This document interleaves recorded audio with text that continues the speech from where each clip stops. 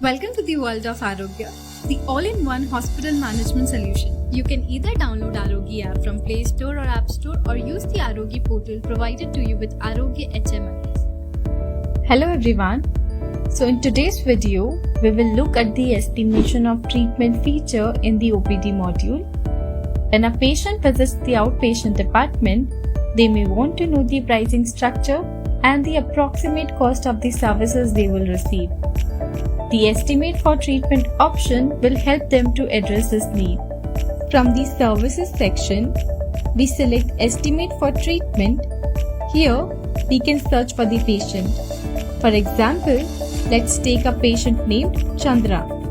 Now, we start adding the required services. Let's say the patient requests a 1-hour body massage. We add it as 1 unit with the defined rate. Similarly, we can add a couple of other services. The system immediately calculates the total cost. In this case, the overall cost of the 2 listed services is 2,500. This estimate can also be printed and handed over to the patient as a copy for their reference. Apart from individual estimates, the system also allows us to track the number of estimations generated during a particular time period. Using date filters, we can check records for a specific month or even for an entire year.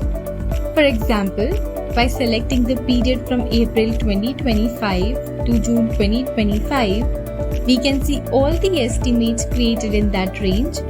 The new estimate of 2,500 that we just added is also visible here. This feature provides hospitals with valuable insights.